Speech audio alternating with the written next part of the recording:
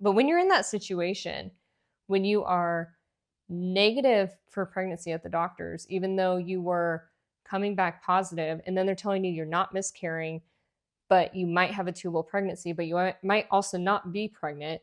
But then the HCG comes back and you are pregnant. So that was completely wrong. And on top of that, you don't know if you're having emergency surgery or not. And on top of that, you're still watching out to see, is this a miscarriage or is this successful? It is confusing. It is draining. And I gotta say, with a lot of these videos I watched, most people were pretty cut and dry. A lot of people didn't go to the doctor and get false negatives only to be proven wrong with the blood work a day later.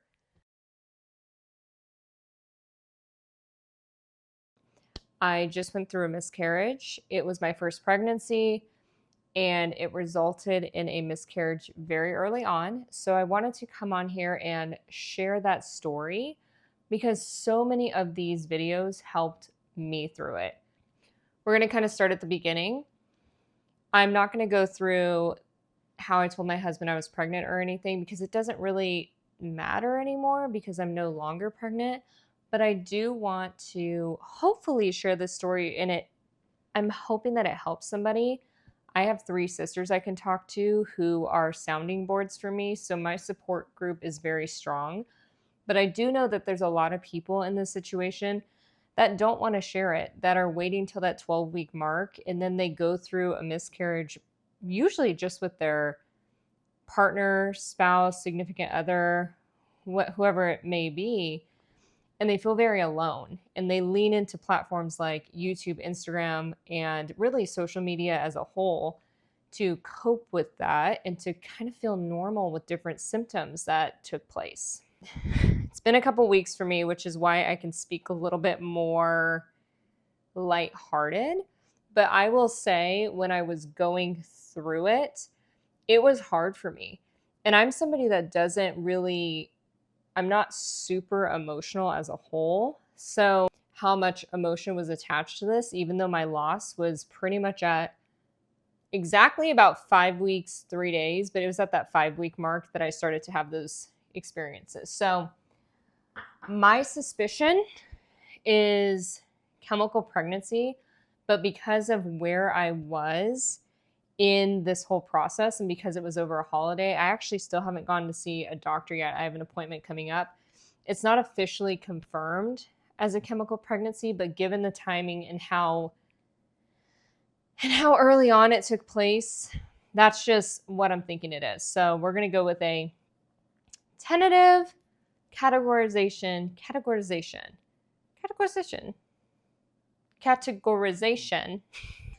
We're going to tentatively put it in the chemical pregnancy section because I really do think that's what I had. I found out I was pregnant on a Thursday, and this was the Thursday before the Thanksgiving holiday. So it was 1 week before Thanksgiving to make it a really easy timestamp to follow the story. Excited, but I'm a realist and I'm in my mid-30s, so I was cautiously optimistic about it because I know with age that miscarriage, like the risk of it increases. So I was excited with my husband. Of course, you're still doing the little, name debates where you're just vetoing things that each other likes left and right. We all do it, apparently, hopefully that's normal. But we were getting excited, but not letting ourselves get too excited because it was so early. We did want to tell people early, just in case something like this happened. That way we'd have a support group. Now, straight into the miscarriage. On Monday, I was at work. I work at a hospital. It was about 10:30 at night.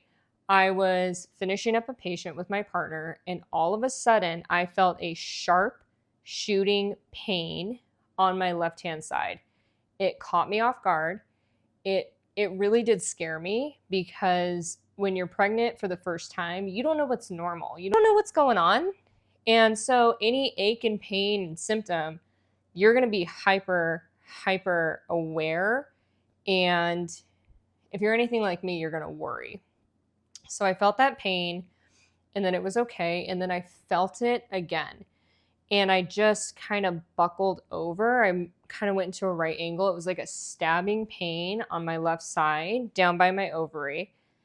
And I was immediately caught off guard, concerned. I texted my husband that I had pain, and I knew I was leaving in 30 minutes, thankfully. So I just kind of watched it. I always use the restroom before I leave work because I have a commute. At this time it was 10:53. I went over to the restroom, and when I wiped, there was blood on the toilet paper. And again, I'm of course worried because anything like this is going to be alarming in this kind of state. So I was definitely thinking worst case scenario. But my husband, while I was telling him all this, was looking into things, and he was saying, literature says that some light bleeding can be normal, some cramping can be normal because it could be your uterus stretching out. Is the bleeding any heavier? Is it this or that? And I said I just didn't know at this point. I was just kind of a little panicky, a little disoriented, and just not in a great space, but I knew I was going to be home in 30 minutes. Got in the car, talked to him the whole way there. That way I wouldn't get in my head. And when I got home, I had actually put a tampon in at work to try to see, how much blood there was. And in hindsight, I probably should not have done that because you're not really supposed to put anything in you in the event of, infection. I just don't think it's a good idea to put anything in you. That's what I was reading. Check with your doctor. There's the doctor disclaimer. But got home, took the tampon out, and it was extremely light spotting. And I mean the kind of spotting that we all know at the end of your period where it's just kind of like a little sprinkle, like a little sprinkle, just very light brown, minimal. So we both looked at that and started to relax. Like, okay, maybe it is just my uterus stretching. It's kind of weird that it was on one side. That's not great, but I'm just going to keep an eye on it. It very well could be just growing pains. So I wore a tampon. Nope, did not wear a tampon. Wore a pad overnight, and decided that I was just going to check it out in the morning and see how I was doing. In the morning, I woke up and there was still some blood on the pad, but it was maybe just like a teaspoon kind of at the top and at the bottom, just a tiny, tiny bit. Again, was a little bit calm, but I started to get in my head a little bit. And I, at this point, was a little bit more emotional and a little bit more panicky. And I didn't sleep very well because when something like this is happening, your brain is in overdrive. You're trying to process being pregnant. You're trying to process what's normal. And on top of everything else, I did not have a provider. I did not have a provider yet because I just found out I was pregnant. So morning was rolling through. I started to feel that kind of, okay, I'm nervous. I don't know what to do. And so I told my husband, I'm going to call my friend. I'm going to call Lair and I'm going to see what's going on. I know this is not how we wanted to tell people. I know this was not how we wanted to share this news, but I just need to talk to somebody. My friend is she's a rock star. I'll link her website here. She has no idea that I'm doing this, but she's a badass. She's just a badass when it comes to this. Jumped on the phone and said, Lair, this is what's going on. I'm so sorry. This is how I'm telling you that I'm pregnant. I'm bleeding. I had left-sided pain yesterday. The pain has subsided, but I don't know what to do. I'm headed to work. I'm getting my scrubs on. And she just looked at me and she said, no, you are not going to work. You need to call an OBGYN, any OBGYN, get this checked, especially because you had unilateral pain. You are not in the space right now to be taking care of patients.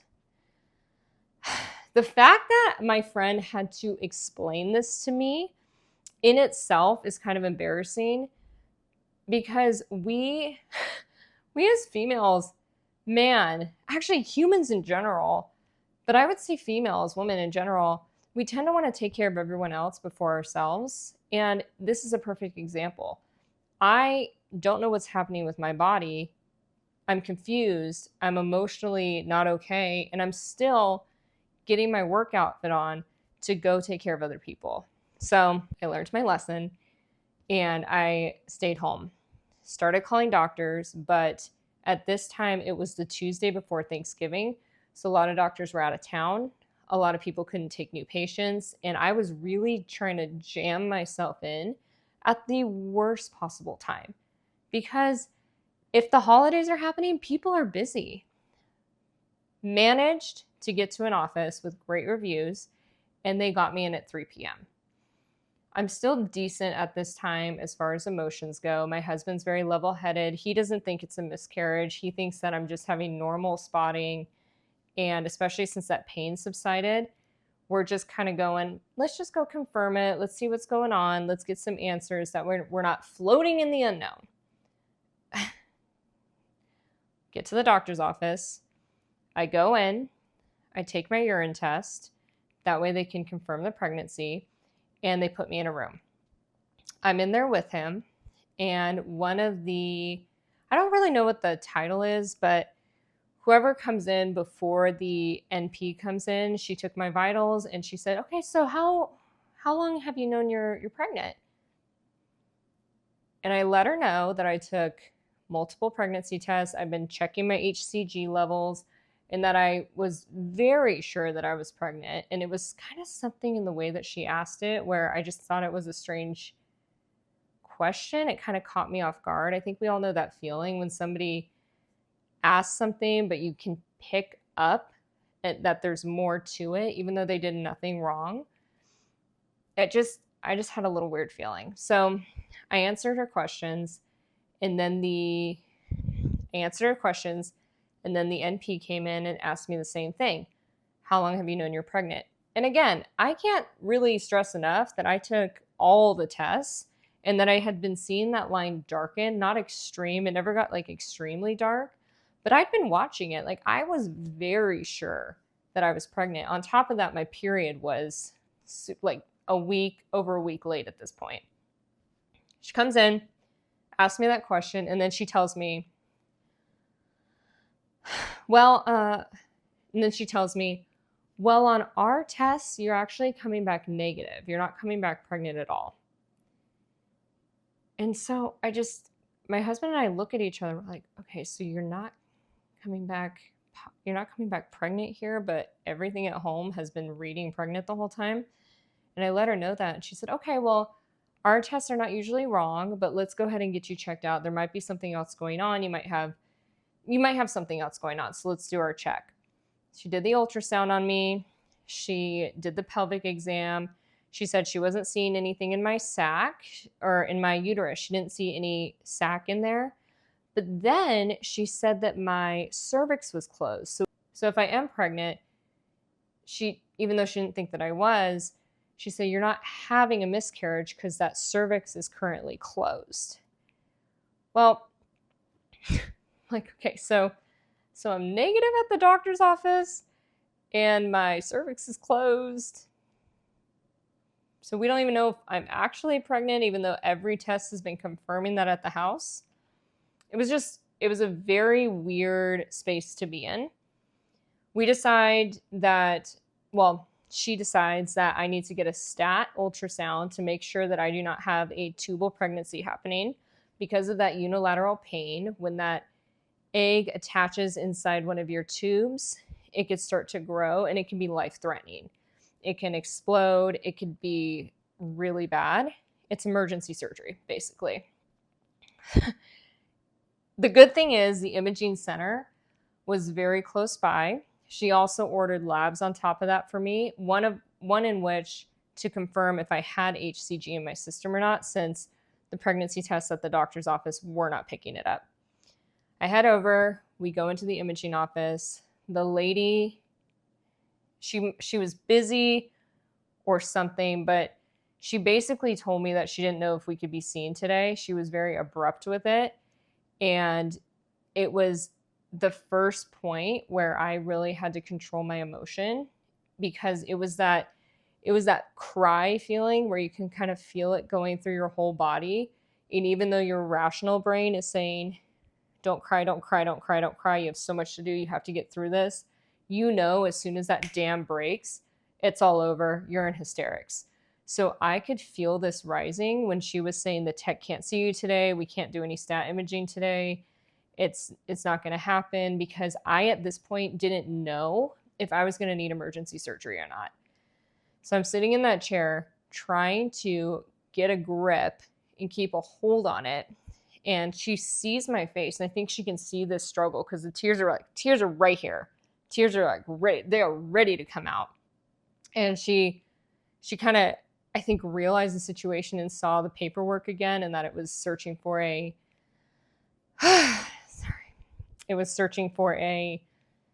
potential tubal pregnancy. And then she said, okay, let me see what I can do. She got on the phone with the doctor. Long story short, they managed to get me an appointment at 5:45. Great. In the meantime, decided to go do blood work. She did tell me to start drinking water and to stop drinking at 4:45 for the 5:45 appointment. I'm drinking a ton of water leading up to my blood draw. That was the easiest part of the day. In and out, pulled the blood, sent the labs in. And I didn't think about my water timing. I just started listening and just drinking water. And unfortunately, I drank so much water that by 4:45, when I was supposed to stop drinking water, I was dying. I couldn't even sit down. I had to stand at an angle with my legs crossed because I had to urinate so bad. I was struggling. And we had walked back over to wait for the appointment since it was going to be in an hour. And I told my husband, I did this wrong. I should have started drinking at 4:30, chugged a bunch of water, and then held it till 5:45. There was this older lady next to me who's sitting there, and she's just looking at me. She's like, oh, honey, I'm sorry. I've done this test before. I know how it feels. It's the worst. Are you okay? And so she's just adorable, but she's trying to small talk me, and I'm trying to not urinate all over their carpet. So I walk up to that lady and I say, look, I know my appointment's at 5:45, but there's one of two options. Either I go right now or I have to use the restroom and start drinking again because I am not okay. We are not okay. We are not okay. The only good thing that came out of that part, was I wasn't thinking about what could potentially be going wrong in my body because I had to go to the bathroom so bad. So all concern was gone. I just needed to go to the bathroom. It was a nice little blink moment in time where nothing else was happening around me at all. It was taking all of my attention. She was great. She got me into the tech. The tech was great. Did a quick full bladder ultrasound, and then she moved on to doing the internal ultrasound imaging for the radiologist. My NP did say that since it was stat, the radiologist would be reading it out in about 2 to 4 hours, just so we could know if it was a rule out tubal pregnancy. I was thankful that I would have at least that answer that night because that was what was scaring me the most. After the doctor's appointment, the imaging, the blood work, everything that we were dealing with that time, after all that, we walked out to the parking lot and I asked my husband if he would drive me to CVS because I wanted to pick up the digital test for pregnancy to actually see if I was still coming up as pregnant. Because nothing is more confusing when you have taken multiple pregnancy tests, when you have been tracking your HCG level and seeing it darken, and you go into your doctor's office and they test not once but twice urine tests and they tell you you're negative. Nothing is more confusing than that. So, okay, there's some things more confusing than that. But in this case, this is confusing. We pick up the tests, then I pick up some McDonald's. I had been eating perfect. At this point, I did not care. Like if I still have a kid in there, they're getting French fries. They're just going to get French fries tonight because I need them. I get home.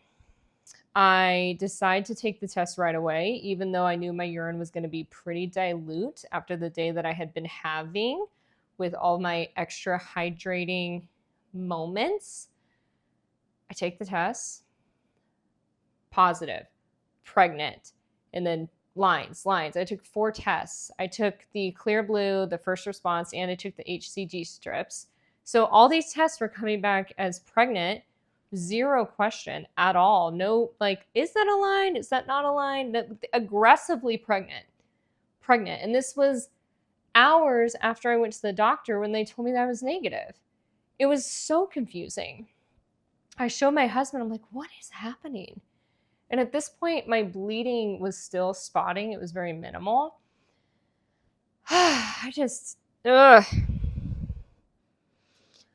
didn't know what to do with my head. I didn't know what mental headspace to be in, because you want to tell yourself that you're pregnant and start processing that. But then this is happening and you can't go either direction. You can't cope yet with the fact that you might be having a miscarriage, and you can't celebrate the fact that you're pregnant. So you're in this gray area. And not only are you in this gray area, you're in this gray area where you don't know if you're going to have emergency surgery for a tubal pregnancy, and your doctor is telling you you're negative, but then your home pregnancy test just came back positive. So you're in this gray area where you can't celebrate being pregnant. You can't get on board and cope with having a miscarriage. And by the way, you might be having surgery. Doctor calls me. Radiologist cleared me for tubal pregnancy. I do not have that at this time. It still could potentially happen. The following day, doctor calls me again. Well, the NP calls me again and says, you also are pregnant. Our pregnancy tests were wrong, and you have 72 HCG in your system. I did know at that level that it was probably going to be a miscarriage, because where I was in the pregnancy, I needed to be at least 200 and up. So I did have kind of a sense at this time that it was probably not going in the right direction. She ordered more labs for the Friday after Thanksgiving. And on that Thursday, we drove to my parents' house. On that drive, I started to kind of feel I just didn't feel great. I could feel, that feeling where you're starting your period.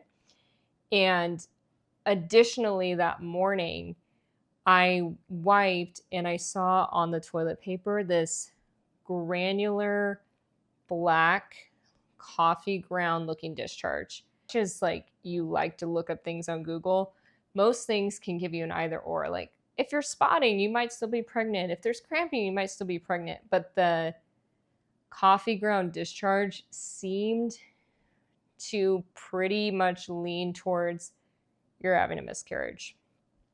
And sure enough, we're driving to my parents, and I can just feel myself starting to bleed.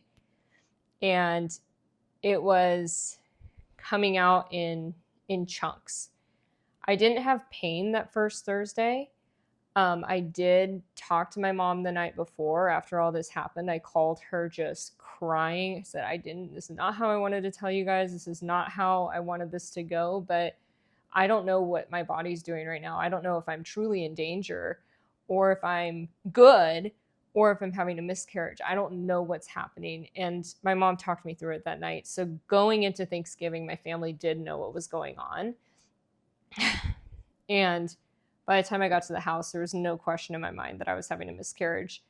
It had immediately turned into that heavy period, that very clotty, heavy period that we all know and love. Ugh. And the worst part about it was I wasn't putting anything in me to avoid potential infection risks. So I was just bleeding on pads.